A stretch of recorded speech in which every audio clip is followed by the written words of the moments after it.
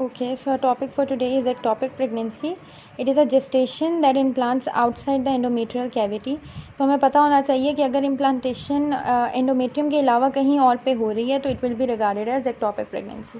There are many types of ectopic pregnancies और उसमें हमारे पास आ जाता है fallopian tube pregnancy, ovarian pregnancy, abdominal pregnancy, broad ligament pregnancy, uterine cervix pregnancy, uterine horn pregnancy.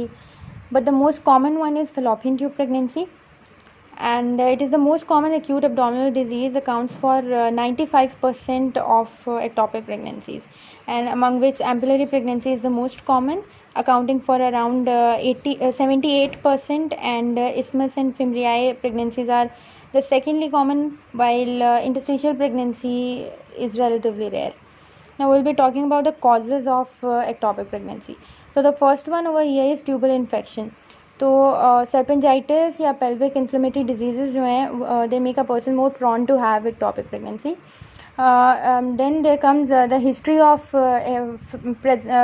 pregnancy in fallopian tube.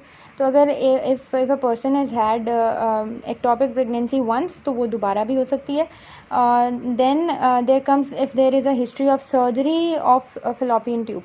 तो like if a person has undergone tubal ligation or tubal reversal, तो ये एक risk factor बन जाता है ectopic pregnancy के लिए, because हमें पता होना चाहिए कि जहाँ पे सर्जिकल प्रोसेस होता है तो वहाँ पे फिर स्कार फॉर्मेशन एंड वहाँ पे जो एक रफ एरिया बन जाता है तो that can provide a kind of resistance to the fertilised egg, और वो बजाय इसके कि वो आगे मूव होकर यूट्रस तक पहुँचे वो वहीं पर उसका स्टेसिस हो जाएगा, वहीं पे इम्प्लांटेशन इनिशिएट हो जाएगी और फिर definitely will lead to what you call ectopic pregnancy.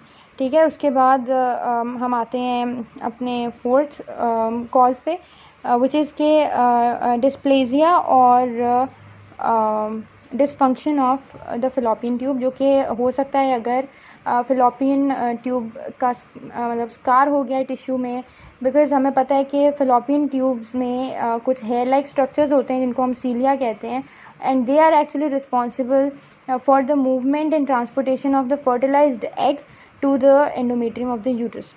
ठीक है, तो अगर if there occurs any sort of scarring of the tissue of fallopian tube, तो ऐसा हो सकता है कि वो जो सीलिया हैं उनका नंबर डिक्रीज़ कर जाए और डिसफंक्शन ऑफ fallopian tube हो जाए, जिसकी वजह से जो है हमारे पास एक्टोपिक प्रेगनेंसी कॉज हो जाए. ठीक है, उसके बाद हम आते हैं असिस्टेड रिप्रोडक्टिव टेक्नोलॉजी जो है उसने भी हैज़ प्लेड अ रोल. ठीक है, उसके बाद फेल्ड कॉन्ट्रासेप्शंस जो हैं उन्होंने भी एक रोल प्ले किया है एक्टोपिक प्रेगनेंसी में, और फॉर एग्जांपल इंट्रायूट्राइन डिवाइस जो है उसका वो एक एसोसिएशन है एक्टोपिक प्रेगनेंसी से.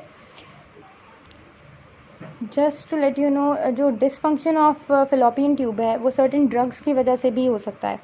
द फर्स्ट वन इज़ कि स्कारिंग की वजह से हो सकता है, टिश्यू स्कारिंग हो गया फिलोपियन ट्यूब के, उसकी वजह से डिसफंक्शन हो रहा है, या फिर ऐसा हो सकता है कि due to the usages of certain drugs. ठीक है, ये भी पॉसिबिलिटी है.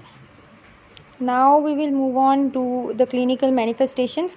तो first one is prior missed menses, then comes abdominal pain, vaginal bleeding, दोनों इकट्ठे भी हो सकते हैं, vaginal bleeding और abdominal pain, और then there is another one which is syncope and shock which will occur in case of rupture of fallopian tube. ठीक है, and as a result of acute bleeding.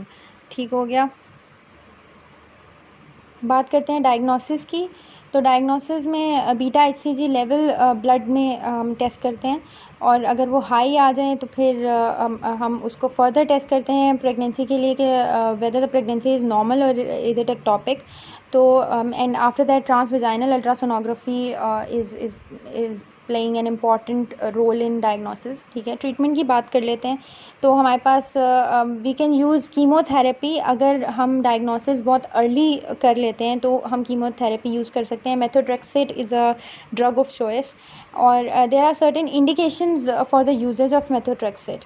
तो जो पहली indication है हमारे पास, that is diameter of gestational sac should not be more than 4 centimeters.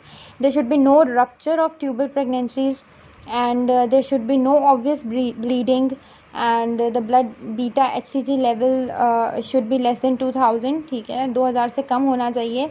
और drug जो है, ड्रग थेरेपी जो है, जो कीमोथेरेपी हम कर रहे हैं उसके लिए कोई कॉन्ट्रा इंडिकेशंस नहीं होनी चाहिए पेशेंट के अंदर, ठीक है। उसके बाद जो हमारे पास सेकंड ट्रीटमेंट होता है वो हमारे पास आ जाती है लेप्रोस्कोपिक सर्जरी।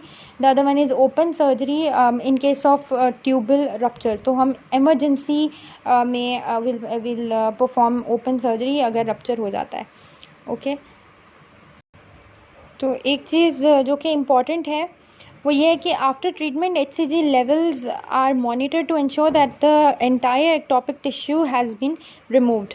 और अगर HCG levels, beta HCG levels still raised up आते हैं तो हमें उसकी फर्दर मैनेजमेंट करनी पड़ेगी। We will have to give the treatment all over again, या फिर हमें उसको फर्दर देखना पड़ेगा कि how to deal with it, ठीक है। So this is it. I hope it was useful.